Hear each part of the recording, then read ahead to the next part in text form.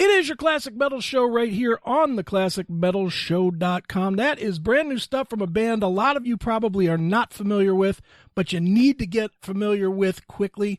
The name of the song was Hurricane. The name of the band is Black Coffee. The name of the album is Take One.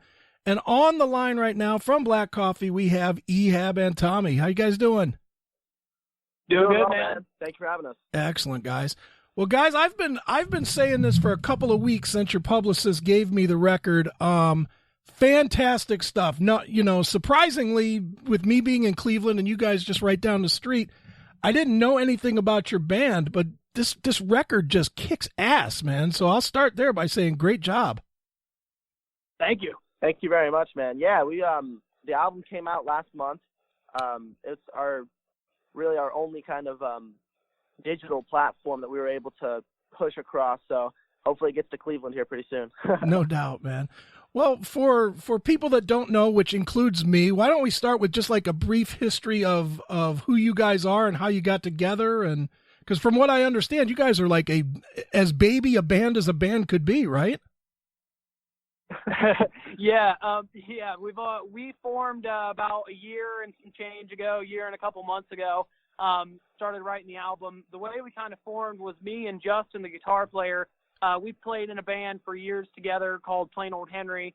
That band broke up because he moved to Boston to go to Berkeley. That's the School of Music.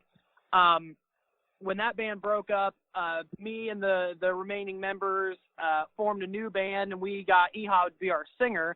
So then it was kind of like I had Justin for years. And then he moved away, and then I found Ehab, and I was like, man, if I could just get these two guys in a room together, that would be some shit. And then a little while, about 8 months after we formed that new band, Justin came back for winter break, and that's when I was finally like, okay, you two need to sit down together. So we got together and jammed a couple times, and it was really awesome. It was exactly what we all wanted to do, and Justin basically came back for winter break and never left. Right. No doubt. And what's the coolest thing about it from, listening to Take One is that you guys, you sound seasoned, which I guess makes a little more sense that you guys have sort of played together. Some of you have in the past, but at the same time, you're coming out with music that is really fitting at the right time. There's so many bands that are doing, I don't know what we're calling this these days, whether it's hippie rock or stoner rock or whatever we're calling this. There's so many bands that are doing it right now and that are having success, whether it's Rival Sons or Graveyard or, the list goes on and on.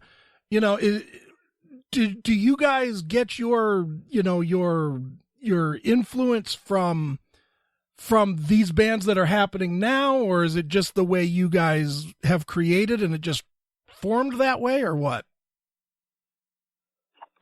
Honestly, we're all so influenced by so many old bands and so many old musicians that, like for me, for example, I grew up listening to like Michael Jackson and Prince every now and then, and things that are very poppy. And I was a dancer, and that's really where my vocals started to develop with that kind of stuff. So it was always very high singing.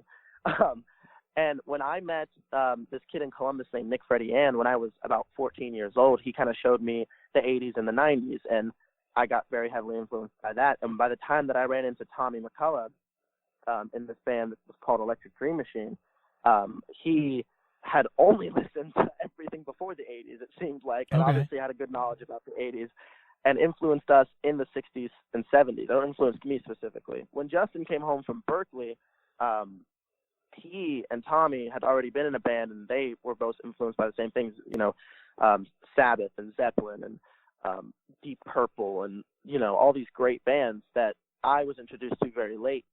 Okay. And those bands really was what shaped what Black Coffee is. Now, when Black Coffee, when he came home from winter break, he had the riff for I Barely Know Her, which is our single. In the coming months, by April, we had quit our other band and started Black Coffee with Justin, and the writing process was very quick. We wrote the album, in maybe a month or two, and if we had more money, the album would have came out a lot sooner. Right. But we're very broke. And, I would say I would say probably when we were first getting into the studio is when I actually Tommy's girlfriend had shown me this band called Greta Van Fleet, and that was about a month before their full album came out, or full double EP, whatever it is. Mm-hmm. And so we were like, holy shit, these guys are doing exactly what we want to do, and they have success. Like they're opening this door, and here we come, hopefully smashing through right that door. Right. Now, is it difficult when you're doing this to find, objective people, i.e. friends or whatever, to listen to the music and get it? Because I'm going to guess here that none of you guys are over 30, and with that said, I can't imagine that, your friends are sitting around listening to Deep Purple made in Japan to give you objective criticism. You know what I mean? Is it right? Has it been easy for you guys to find people to help guide you or help develop the music? It seems like everybody wants to guide us and help us, right? Because the way it happened, I think, is we played our first show April 22nd, and it was like this showcase, like Columbus band showcase kind of a thing at the El Rosa Villa. Okay. And 21st. I'm sorry. It was the 22nd. It was the 22nd, wasn't it? Yeah. So anyway, that showcased us as a band, and that was, it was a kind of show where there was maybe 70 people there, and people are scattered on the patio at the bar, and some people are kind of sitting far away from the stage. And when we played, we had the bartenders, leaving the bar because no one was at the bar anymore, and everyone was standing in front of us, and that was something that was very humbling. And when we got off stage, we had 70 people coming up to us. Hey, listen, you guys are fantastic. I've been in a band for 10 years. Let me show you this. Let me do this for you. Like, listen, here's who you should be contacting. And we had a lot of great people, especially now, contacting us, and management and PR representatives and photographers and stuff like that. It's a lot of great people with a lot of wisdom, and we do nothing but listen to that and keep our feet on the ground because we don't know what the hell we're doing. So. Yeah, the support from the scene was instant, because we've all three of us have been in the Columbus music scene for years, independently and in bands together and things like that, and we never really got the reaction that we did when we played that first show, like Ehab was talking about. But as soon as we played, it just exactly like he said, what we've noticed is like all the more seasoned musicians and all the more seasoned photographers and things like that in the scene have really gotten behind us and helped us. Exactly like Ehab said, we had people coming up to us that night saying, hey, this is what you need to do. And going back to your original question about like people of our generation, I feel like there's a lot more people of our generation that's listening to that 60s, 70s music, like the whole classic rock revival is like coming back. So a lot of people, like a lot of my friends from high school and stuff that weren't really into rock, I haven't talked to them forever, are like hitting me up saying like, hey, I've started listening to this kind of music now that I've went to college, and you guys are awesome and all this, that, and the other thing. So like where the people of our age aren't really seasoned enough to know like, the A's and B's and the hardware of like who to talk to and things like that. We get that support from the more seasoned members, but there's still a lot of people from like our generation who are supporting us, buying the stuff and listening to the music. So that's a really nice thing to have, No doubt, man. Well, up here in Cleveland, the Cleveland music scene is really, really decimated right now to where, and it could very well be the same way down there. I'm not sure. And you guys can tell me. Up here, bands that are doing original music are just dying on the vine. It's hard for them to get gigs. It's hard to get music out there. Everything right now up here is you got to play half your set has to be covers, or you have to be a cover band that mixes in an original song every once in a while. And that doesn't breed for bands growing, at all.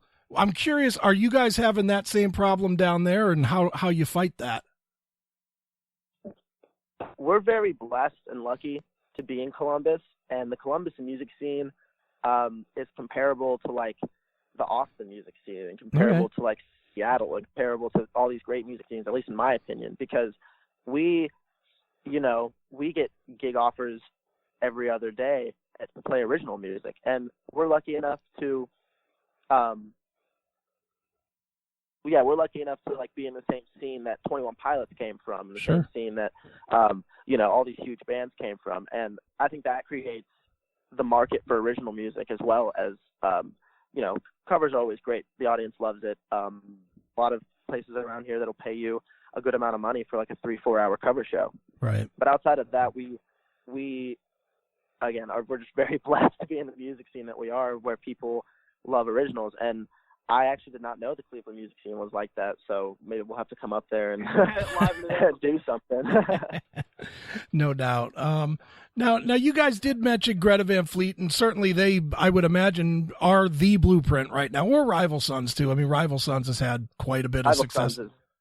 Go ahead. They're fantastic. Oh yeah, but you mentioned that you hope to be, to walk through that door or kick it down on your way through. What do you think that you need to do that they have done but maybe have not done enough to where you can surpass them? Our plan, and like I said, we all love Greta Van Fleet, and sure. I enjoy them, and they're giving us like inspiration in the sense of like, hey, these are guys that are in their 20s that are playing classic rock, and wearing freaking fringe shirts, and they're having success. So that's pushing us more, than we've ever been pushed before, because we've been told our whole lives that, rock's dead, and, rock, you can't play, guitar riff music anymore because that's what nobody wants to hear.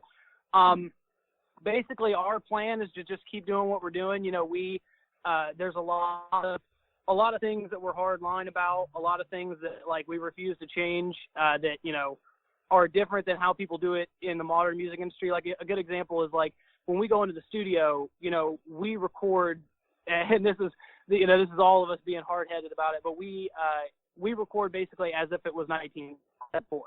We stand in the room together. There's no metronome. There's no pitch correction. There's no, there's not a lot of really cutting and pasting. There's nothing like that going on. So I think that's kind of what gives us a different feel. And, like we're all very unique with like Justin's guitar tone and my drum sounds and Ehab's voice and things. So our plan, is now that the market is willing to listen to this classic rock kind of style of music, our plan is to come in and just try to make ourselves as unique as possible, by just doing what we do naturally. No doubt. And to kind of hit the last part of your question, it's, with all respect, it's a footstep thing. I think that they've created this platform, and they are doing what they're doing very well. They've based their sound off of Zeppelin, and they are doing it very well. That's their whole persona. That's what they're doing, and people love it because Zeppelin's amazing. You know what I mean? Greta Van Fleet are a bunch of very talented musicians that know what they're doing. They know exactly how they're marketing themselves, and I think that we don't know what the hell we're doing, but we know that we sound like a bunch of people that people like. we tend to play our original music, and for me specifically, like I listen to Axl Rose, Miles Kennedy, and Steven Tyler 24/7, and then all of a sudden, every third person I talk to, dude, you sound like Chris Cornell, Bon Scott, Sebastian Bach. I'm like, I mean, I love those singers, but where the hell, like, right? I mean, that's amazing. That's so cool. And so I think it's the uniqueness and the raw factor that we bring that I think sets us apart than, a band like Rival Sons or a band like Greta Van Fleet. Very cool, man.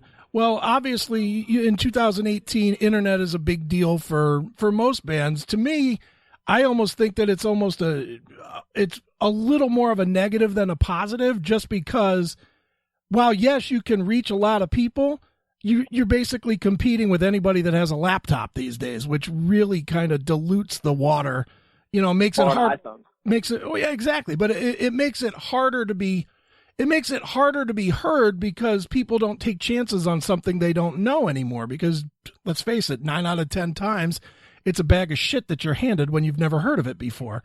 Yep. That being said, with you guys, are you finding the internet to be helpful or a pain in the ass, or a little of both, or what? I mean, it's a little bit of both, honestly. I mean, everything that you said is 100% true. There's a lot that, because like, speaking of the 70s and the 80s and stuff back in the day, people didn't hear you unless you were like signed and on a label, and they were, dumping, hundreds of thousands into you. So, I'm trying to think of best. Like when you were introduced into something new, like they basically you had to be good for people to hear you because there was no kind of internet platform to spread your stuff across. That being said, we're getting calls from radio stations in France and Australia and England and Canada and South America, Brazil kind of area. And so, while it does dilute it and while it does make it a lot harder for you to like stand out, it also has, it's also helped us just because, we've been able to spread out and hit places that we would not have been able to hit, at our level right now. Sure. Back in the day, it was the quickest way you could get to people was through an email. That was really the first form of any kind of online services that bands were doing. Like, hey, be a part of our email chain. You know what I mean? We'll send you every single thing that we're doing.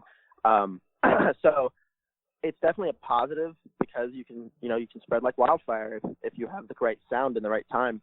But it's a negative because if you don't know that the Facebook algorithm doesn't like this, and this, and won't push it as hard if you do this, and this. You know what I mean? Like there's a lot of science behind every different social media platform and how you promote and how you post. And without the people that have just come up to us to help us and just, hey, listen, here's the mistakes we've done.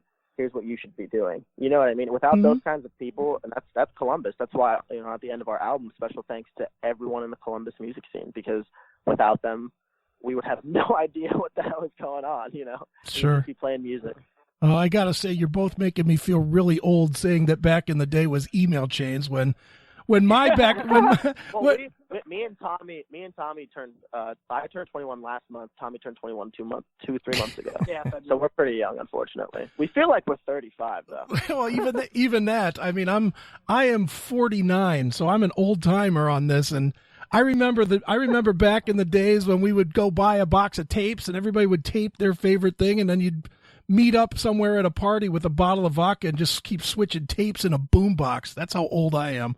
So my question is, why were we not there? Yeah, my question is because I ran into this guy forever ago, was a musician in the 70s, and of course we started talking about it because I'm like, man, I love music from the 70s.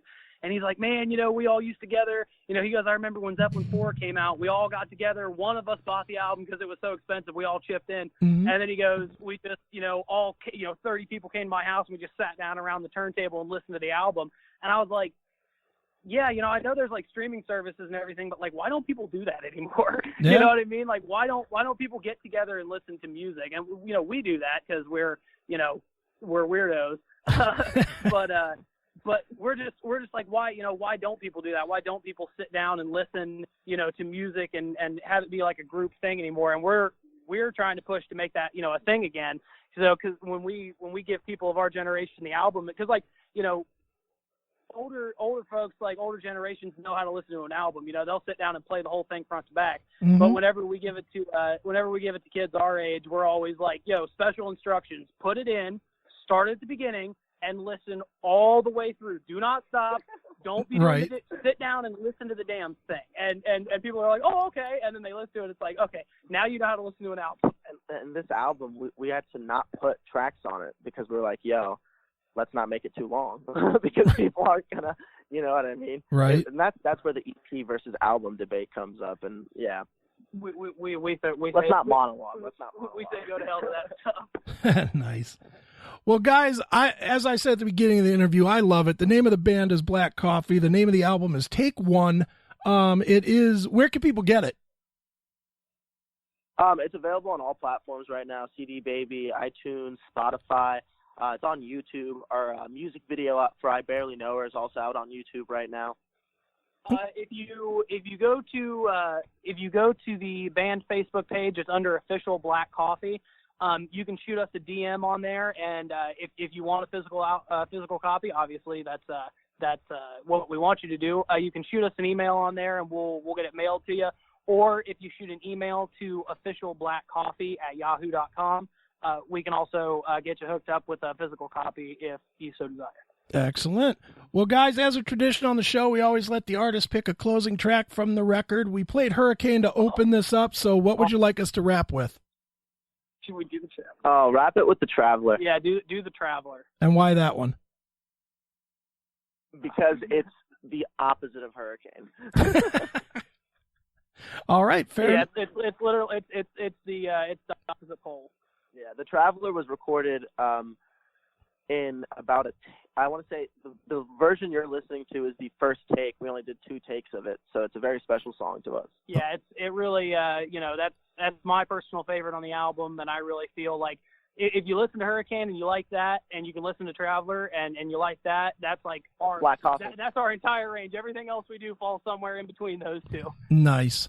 Well, let's check it out right now. Here it goes. It is The Traveler. It's Black Coffee right here on your Classic Metal Show.